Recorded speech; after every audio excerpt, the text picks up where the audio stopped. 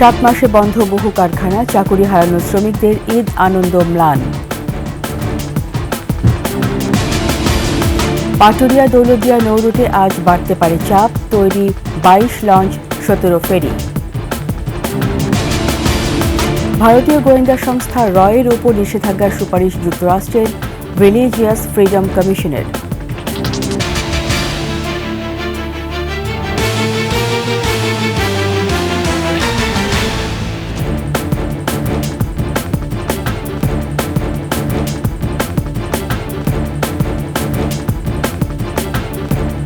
শুনছিলেন সংবাদ শিরোনাম। আমন্ত্রণ সকালের 21 সংবাদে, সাথে আছি রীতা চৌধুরী। দর্শক, 21 টেলিভিশনের সংবাদ একই সাথে সরাসরি দেখতে পাবেন আমাদের ফেসবুক পেজ www.facebook.com/2124 অনলাইনে সাবস্ক্রাইব করতে পারেন www.youtube.com/@21etv চ্যানেলে। এছাড়া সংবাদ আরও থাকছে।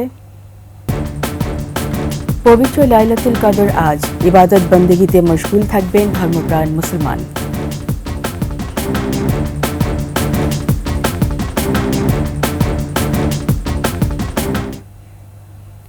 কারখানা বন্ধ আর ছাঁটাইয়ে চাকুরি হারিয়েছেন অনেক পেশার শ্রমিক। নিত্যপণ্যে ঊর্ধ্বগতি আর সন্তানদের পড়ালেখার খরচ সব মিলিয়ে কষ্টেই দিন কাটছে তাদের। পরিবারের ভরণ পোষণ সামলে ঈদের আনন্দ ম্লান তাদের কাছে। গাজীপুর প্রতিনিধি অপূর্ব রায়ের তথ্যচিত্রে ডেস্ক রিপোর্ট। আর্থিক সংকটের কারণ দেখিয়ে গত 7.5 মাসে বন্ধ করে দেয়া হয় গাজীপুরের অনেক পোশাক কারখানা, ছাঁটাই করা হয় শ্রমিকদের। ট্রেড ইউনিয়নগুলোর তথ্য বলছে, এভাবে কারখানা বন্ধ করে দেয়ায় প্রায় 1 লাখ শ্রমিক চাকরি হারিয়েছেন, যাদের বেশিরভাগই পোশাক ও টেক্সটাইল খাতের। তাদেরই একজন আসমা বেগম। চাকরি হারানোর পর পরিবারের সদস্যদের জন্য ঈদে কিছু কেনা তো দূরের কথা, ভরণ পোষণ মেটানোই কঠিন হয়ে পড়েছে। ছেলেটারও চিকিৎসা করা লাগে, দুবেলা খাই একবেলা খাই না, কোনোদিন হলো একবেলা খাই দুবেলা হলো হয় না, এমন করে দিন পথ যাইতেছে। সামনে ঈদ, আমাদের আর হলো ঈদ বোনাস পাই নেই, বেতন পাই নেই। 8 বছর ধরে পোশাক কারখানাতে চাকরি করা লাইলি বেগমেরও একই হাল। বেতন ভাতা না দিয়ে কারখানাটি বন্ধ হয়ে যাওয়ায় অনিশ্চিত ভবিষ্যৎ।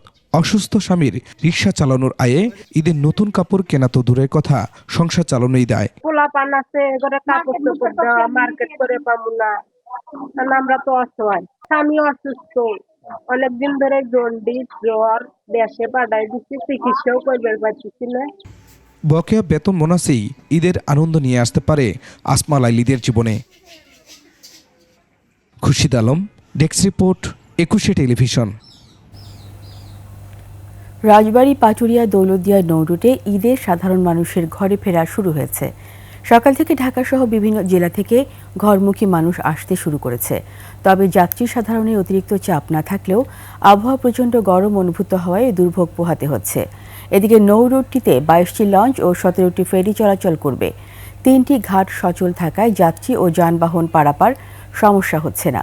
তবে আজ থেকে সরকারি ছুটি শুরু হওয়ায় মানুষ ও যানবাহনের চাপ বাড়বে বলে মনে করা হচ্ছে। এতে দুর্ভোগের আশঙ্কা করছেন যাত্রীরা। ঘাট কর্তৃপক্ষ জানায়, গতকাল থেকে ঈদে ঘরমুখী মানুষের যাতায়াত শুরু হয়েছে। দুপুরের পর থেকে মানুষের চাপ আরও বাড়বে।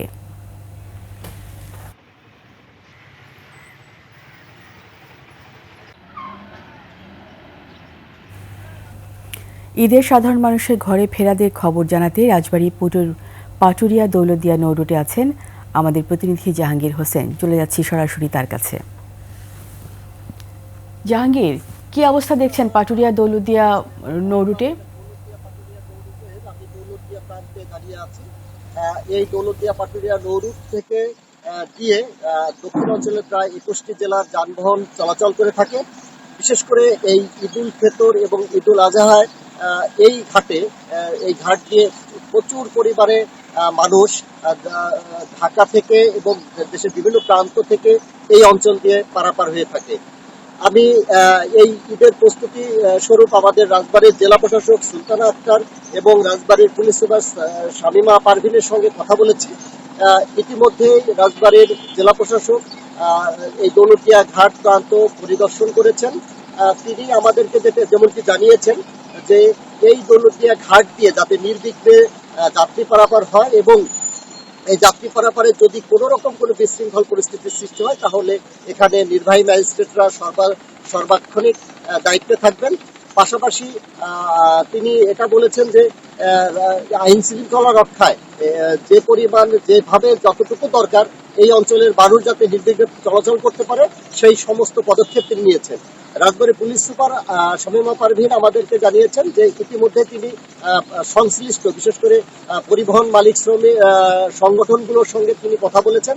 পাশাপাশি এই এলাকায় অতিরিক্ত পুলিশ এবং নৌ পুলিশ, হাইওয়ে পুলিশ এবং পাশাপাশি সাদা পোশাকের পুলিশ এখানে নিযুক্ত করা হয়েছে যাতে কোনোভাবে কোনো চাঁদাবাজি কোনো রকম কোনো যাত্রী হয়রানির কোনো ঘটনা না ঘটে সেই ক্ষেত্রে তারা সচেষ্ট রয়েছে। তারা আমাদেরকে বলেছেন যে এই বিশেষ করে আজকে বিকাল থেকে যে সরকারি ছুটি শুরু হচ্ছে প্রায় টানা 11 দিন, এর মধ্যে থেকে দেখা যাবে যে আজকে বিকালের পর থেকে আসলে যাত্রীর চাপটা এই ঘাটে বৃদ্ধি পাবে।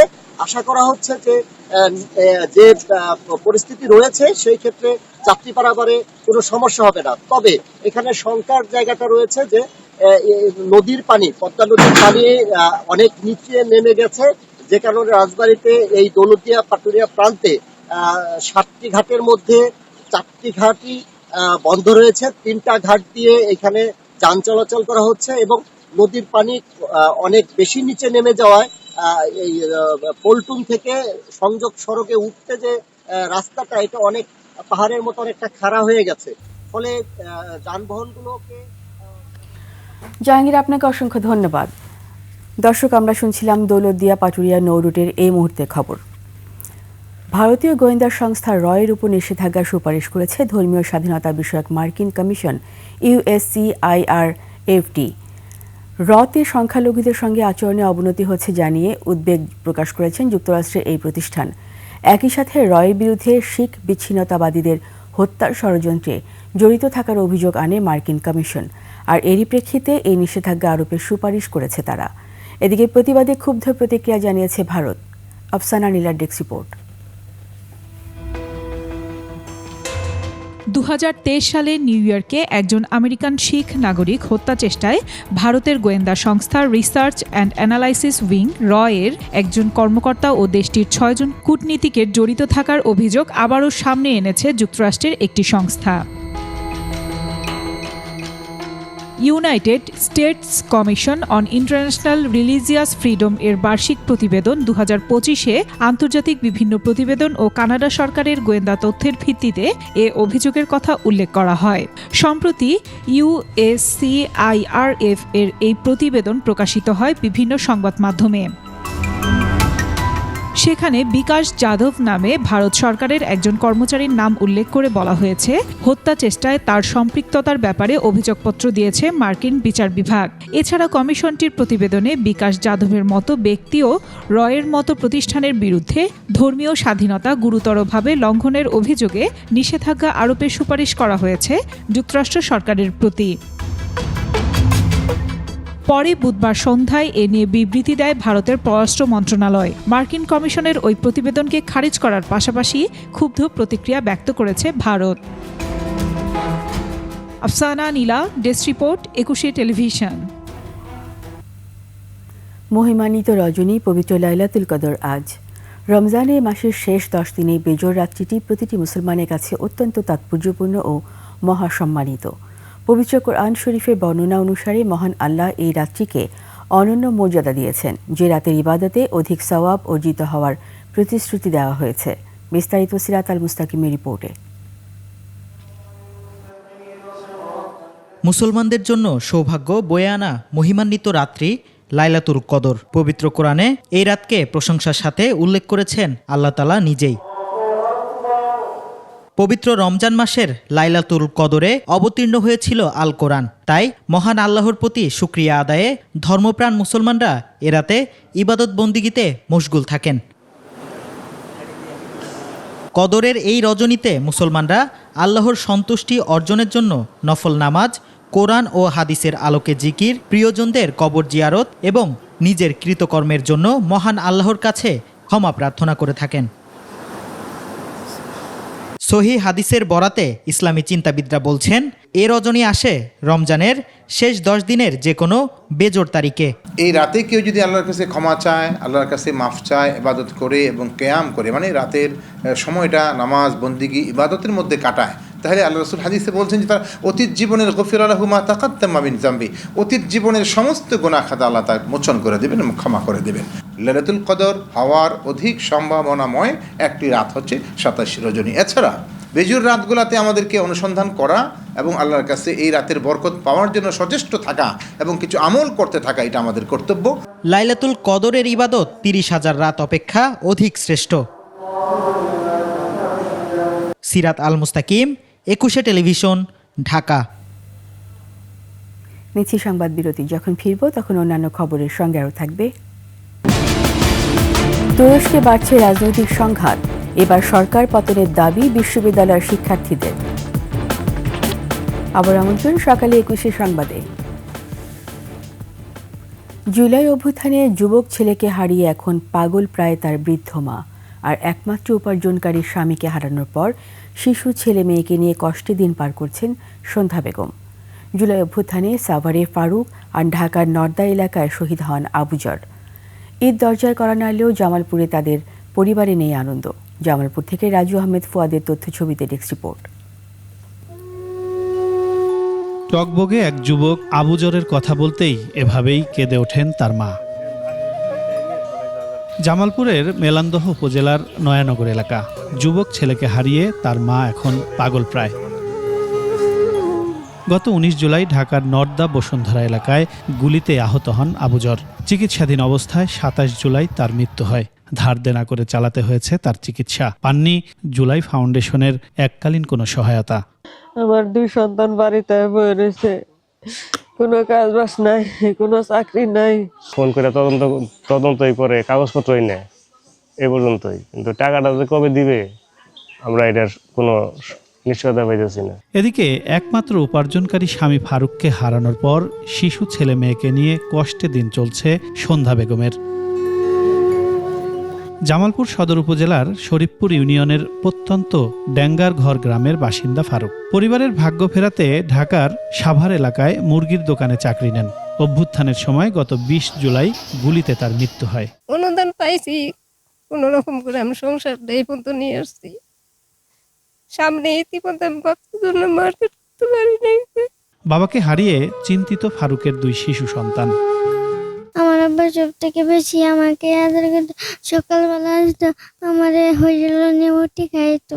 আমার আব্বা থাকলে আমরা ঈদের দিন সকালে সেমাই খাইতাম, আমার আব্বা খাই দিত, পিঠা খাইতাম, নুডলস খাইতাম, আরো অনেক কিছু খাইতাম। তারপর আব্বার সাথে সালাম আব্বা গোসল করে দিত, আব্বা সাথে ঈদের নামাজ পড়তে গেতাম। ঈদকে সামনে রেখে জামালপুরে শহীদ পরিবার ও আহতদের মাঝে খাদ্য সামগ্রী দেয়া হয়েছে বলে জানিয়েছে জেলা প্রশাসক। আহতদের এবং শহীদ পরিবার সদস্যগণের উদ্দেশ্যে ঈদকে ঘিরে আমরা জেলা প্রশাসনের পক্ষ থেকে খাদ্য সামগ্রীর প্যাকেটটি তাদেরকে আমরা দিচ্ছি 130 জনকে। তাছাড়াও আমরা জেলা পরিষদের পক্ষ থেকে আরো 20 জনকে একটি আর্থিক অনুদান দিচ্ছি। জুলাই ফাউন্ডেশন থেকে সহায়তা পেয়েছে ফারুকের পরিবার। তবে 2 শতক জায়গার উপর পরিবারের মাথা গোঁজার ঠাঁই হলেও বাচ্চাদের জন্য স্থায়ী ব্যবস্থা চায় তার পরিবার। Firoz Hossain, desk report, 21 television. Bangladeshi হস্তক্ষেপে রোহিঙ্গা ইস্যুতে জাতিসংঘ সাধারণ পরিষদের নিরঙ্কুশ ভোটের মাধ্যমে একটি প্রস্তাব গৃহীত হয়েছে। মালয়েশিয়া ও ফিনল্যান্ডের পৃষ্ঠপোষকতায় মিয়ানমারের রোহিঙ্গা ও অন্যান্য সংখ্যালঘুদের পরিস্থিতি নিয়ে উন্মুক্ত বিতর্ক অধিবেশনে বাংলাদেশের প্রতিনিধি হস্তক্ষেপ করেন এবং এই ইস্যু নিয়ে অধিবেশনে ভোটের প্রস্তাব করেন। তবে এ বিষয়ে রাশিয়া বেশ কয়েকটি সংশোধনী প্রস্তাব করলেও তা প্রত্যাখ্যান করে বাংলাদেশ। জাতিসংঘ সাধারণ পরিষদের ভোটে বাংলাদেশের প্রস্তাবের পক্ষে 141টি দেশ ভোট দেয় এবং ভোটদানে বিরত থাকে 10টি দেশ। এর ফলে রোহিঙ্গা ইস্যুতে উচ্চ পর্যায়ের সম্মেলনের সুযোগ, পদ্ধতি, বিন্যাস এবং সংগঠনের বিষয়ে একটি প্রস্তাব পাশ হয়। এরই মধ্যে সেপ্টেম্বরে নিউ ইয়র্কে রোহিঙ্গা সংকট নিয়ে একটি বিশেষ সম্মেলনের পরিকল্পনা করছে ঢাকা। এর সাথে শেষ করছি সকালের 21 সংবাদ।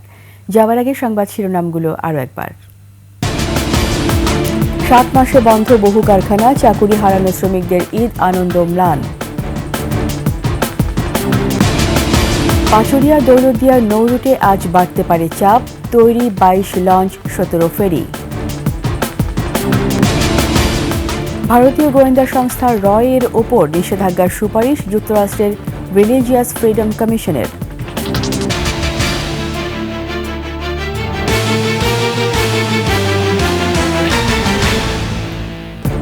সবশেষ সংবাদ জানতে ডায়াল করুন 2021 নম্বরে, আর ভিজিট করুন eকুশে-tv.com ওয়েবসাইটে। ফেসবুকে ভিজিট করতে পারেন www.facebook.com/eকুশে24 অনলাইনে। সাবস্ক্রাইব করতে পারেন www.youtube.com/@eকুশে চ্যানেলে। এতক্ষণ সঙ্গে থাকার জন্য ধন্যবাদ। পরবর্তী সংবাদ সকাল 9টায় দেখার আমন্ত্রণ রইল। একুশের সাথেই থাকুন।